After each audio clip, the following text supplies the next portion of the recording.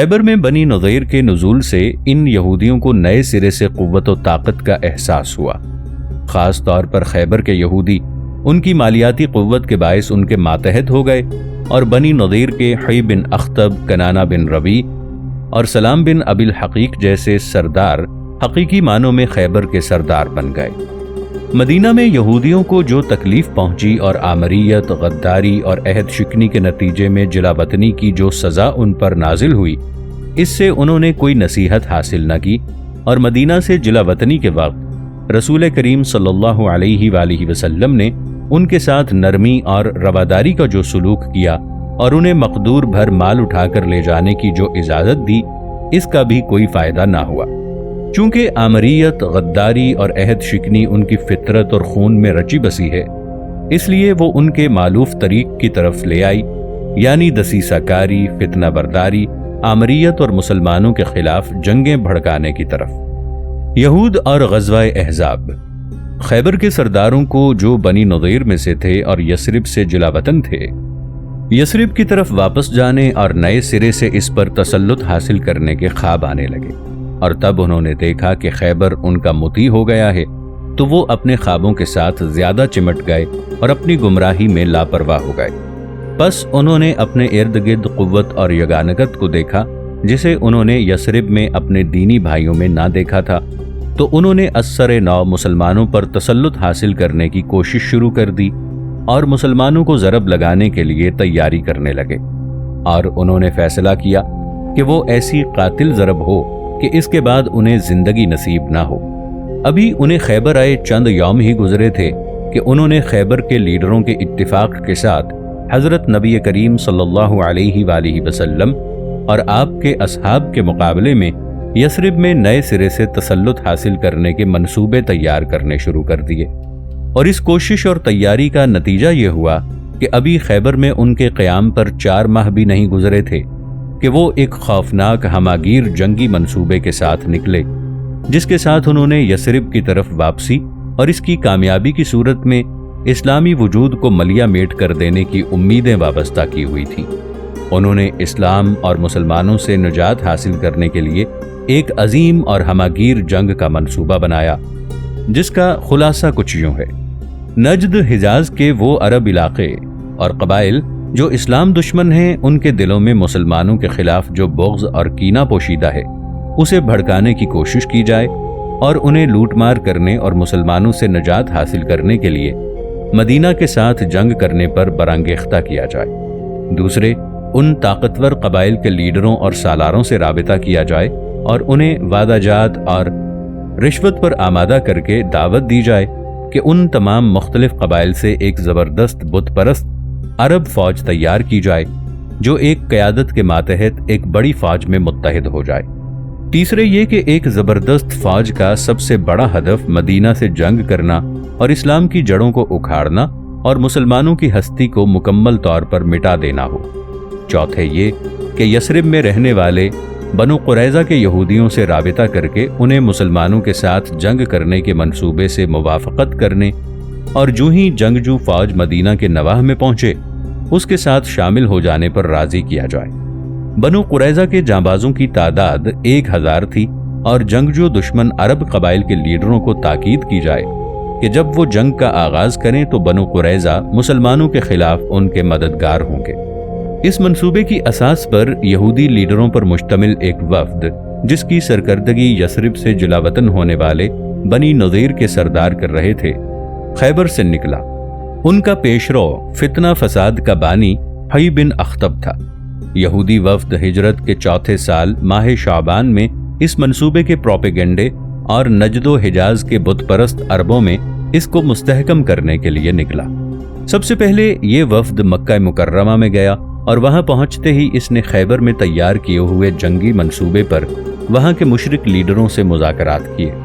قریشی لیڈروں نے اس منصوبے کی مکمل تائید اور ترغیب کی، اور ابھی یہودی وفد مکہ سے باہر نہیں نکلا تھا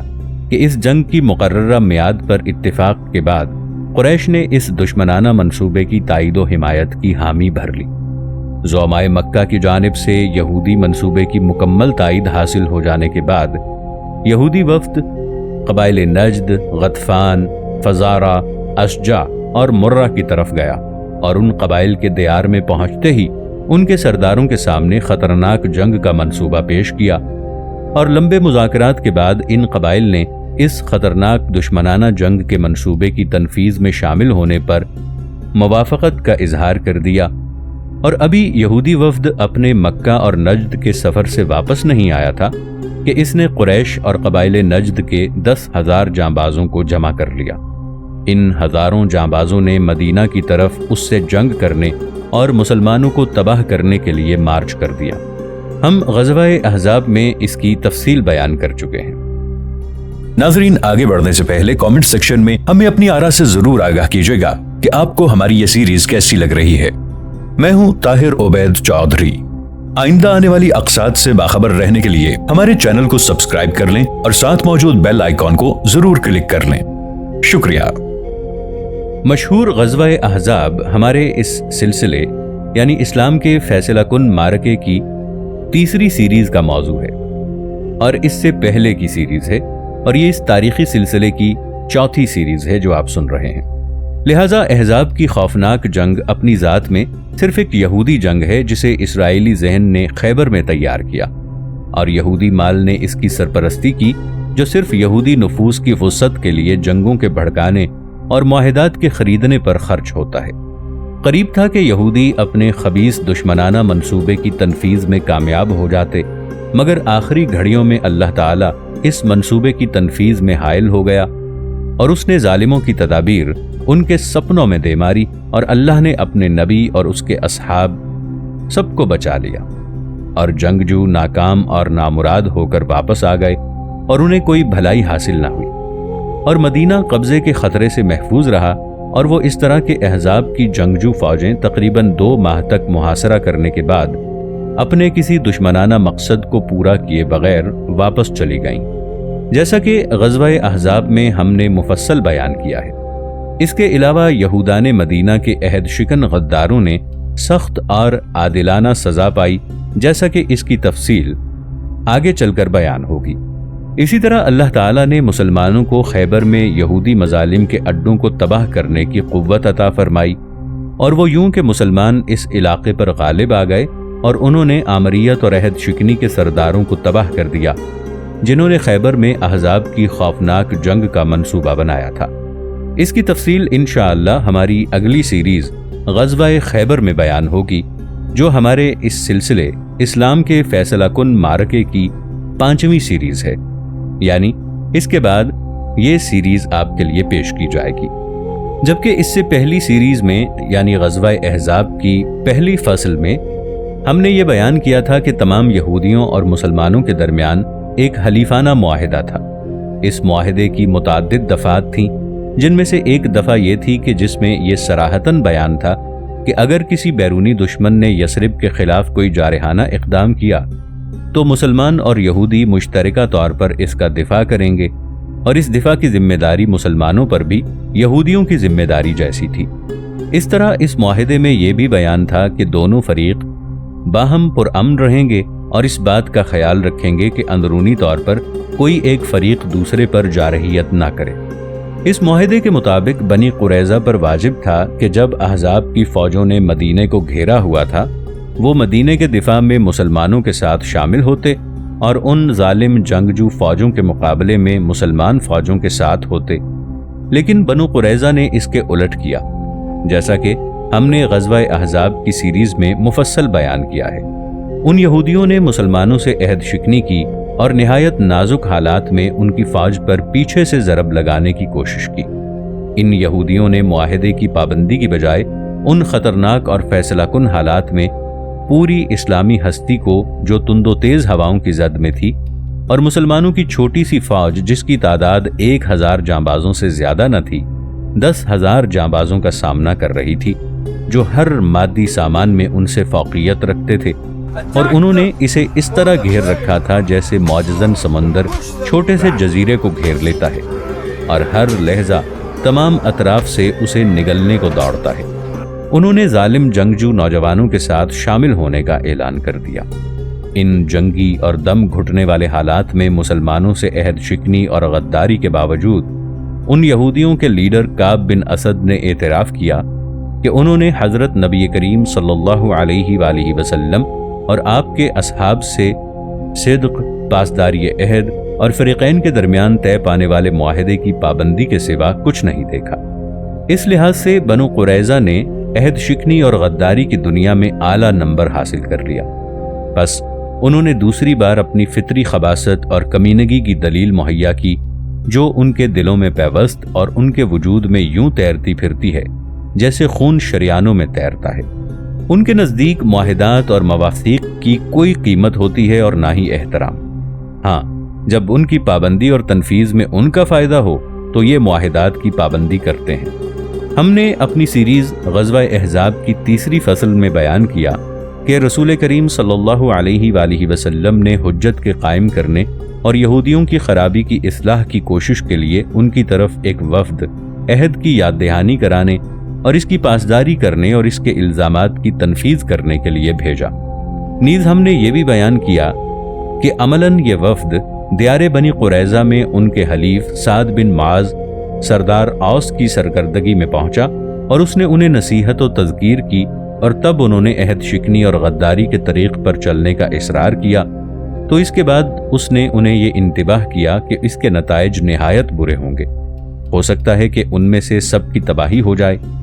اور ہم نے بیان کیا کہ ان یہودیوں نے اس وفد کو نہایت بری طرح واپس کیا اور نہایت بے حیائی اور بے شرمی سے اعلان کیا کہ وہ اپنی عہد شکنی اور غداری کے موقف سے ہرگز رجوع نہیں کریں گے اور مسلمانوں کے خلاف جنگ کریں گے، اور وہ محمد صلی اللہ علیہ وآلہ وسلم کو نہیں جانتے اور نہ ہی ہمارے اور اس کے درمیان کوئی معاہدہ ہے۔ اور ہم نے یہ بھی بیان کیا ہے کہ وہ جنگجوؤں کے ساتھ طے شدہ منصوبے کے تحت مسلمانوں پر پیچھے سے حملہ کرنے کے لیے عملاً تیاری کرنے لگے، اور عملاً ان کے ساتھ شمولیت اختیار کرنے کی دلیل کے طور پر اپنے ہم وطنوں اور اپنے حلیف مسلمانوں کے خلاف ان کو خرچ کی مدد دینے لگے۔ بنو قریظہ اور مسلمانوں کی تباہی۔ بنو قریظہ نے مدینہ کے ارد گرد احزاب کی زبردست فوجوں کی موجودگی کو مسلمانوں کو جلد کچلنے اور مکمل طور پر تباہ کر دینے کے لیے ایک قیمتی موقع خیال کیا،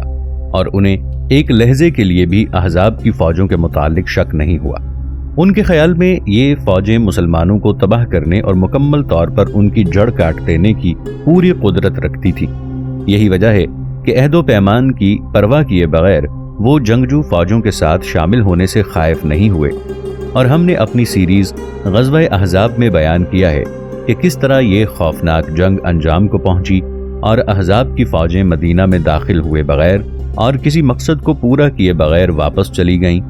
اور کس طرح اکیلے بنو قریظہ درمیان میں رہ گئے تاکہ اس انجام کا سامنا کریں جس کا ہر غدار، عہد شکن اور دھوکے باز مستحق ہوتا ہے۔ غزوہ بنو قریظہ احزاب کی جنگ کا پھیلاؤ ہے۔ اس لحاظ سے غزوہ بنو قریظہ اپنی ذات میں معرکہ احزاب کا پھیلاؤ ہے۔ یہودان بنو قریظہ یہودی بت پرست عسکری اتحاد کے تیسرے بازو کی نمائندگی کرتے تھے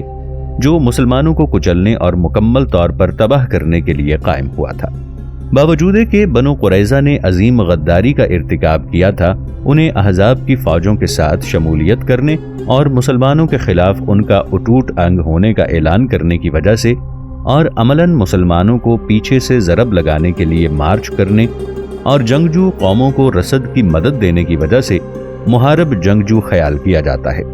اس لحاظ سے جب معرکہ احزاب میں مسلمانوں کو مشرکوں پر زبردست فتح حاصل ہوئی اور وہ اپنے کسی مقصد کو حل کیے بغیر ناکام واپس چلے گئے،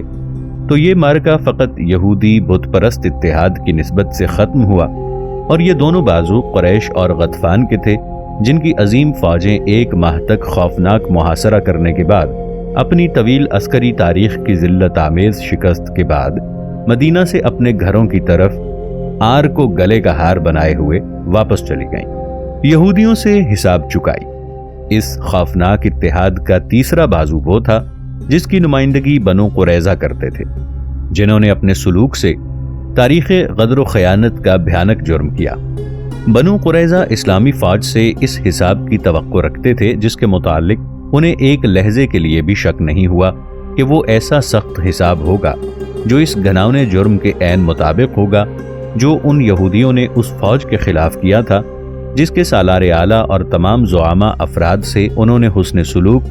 اور پاسداری عہد کے سوا کچھ نہ دیکھا تھا۔ یہی وجہ ہے کہ ان عہد شکن یہودیوں نے اپنے قلعوں میں پناہ لے لی اور اس خوفناک انجام سے کانپنے لگے جو ان کا مسلمانوں کے ہاتھوں سزا کے طور پر ہونے والا تھا، کیونکہ انہوں نے نہایت خطرناک اور نازک حالات میں مسلمانوں کے ساتھ عہد شکنی اور غداری کی تھی۔ بجائے اس کے کہ یہ یہودی احزاب کی باغی اور جنگجو فوجوں کے خلاف اپنے ہتھیاروں سمیت مسلمانوں کے ساتھ ملتے اور عسکری التزامات پورے کرتے، جیسا کہ ان کے اور مسلمانوں کے درمیان طے پانے والے مشترکہ دفاعی معاہدے کی روح سے ان پر فرض تھا۔ اس معاہدے کی اہم دفعات ہماری سیریز غزوہ احد میں بیان کی گئی ہیں۔ یہ اپنے ہتھیاروں سمیت پھر گئے اور انہوں نے مسلمانوں کو جلد ختم کرنے کے ارادے سے پیچھے سے ان پر حملہ کرنے کی کوشش کی۔ حالانکہ ان یہودیوں نے جب سے فریقین کے درمیان معاہدہ طے پایا تھا، حضرت نبی کریم صلی اللہ علیہ وآلہ وسلم اور آپ کے اصحاب سے پاسداری، حسن سلوک اور سچائی کے سوا کچھ نہیں دیکھا تھا، لیکن عہد شکنی ہر زمانے میں ان یہودیوں کے زعامہ اور اساتذہ کے خون میں تیرتی رہتی ہے۔ ہاں، ان عہد شکن یہودیوں کے ساتھ حساب چکائی یعنی بیلنس کے مطابق ہونی چاہیے، اور سزا جرم کے مطابق ہی ہوتی ہے۔ اسی وجہ سے جب یہودیوں کی عہد شکنی اور غداری انتہائی بری اور گھناؤنی ہے تو اس غداری کا فیصلہ بھی مکمل جزا کے لحاظ سے نہایت سخت ہوگا۔ معلوم ہوتا ہے کہ حضرت نبی کریم صلی اللہ علیہ وآلہ وسلم بنی قریظہ کے محاسبے کے لیے عذر و خیانت کے قلعوں پر حملہ کرنے سے قبل اپنی فوج کو کچھ آرام پہنچانے کو ترجیح دیتے تھے، لیکن آسمان کے صریح اور سخت احکام نے ایسا کرنے سے روک دیا، اور یہ کہ آپ اپنی فوج کے ہتھیار اتارنے سے قبل ہی غدار اور مجرم یہودیوں پر عادلانہ سزا نازل کرنے کے لیے ان کے قلعوں پر حملہ کر دیں، لیکن ایسا نہ ہو کہ وہ اپنی عہد شکنی اور غداری کے باعث اسلام کی چھوٹی سی فوج کی تباہی اور اسلامی ہستی کو نیست و نابود کرنے کا سبب بن جائیں۔ بیہقی نے حضرت عائشہ رضی اللہ عنہا سے روایت بیان کی ہے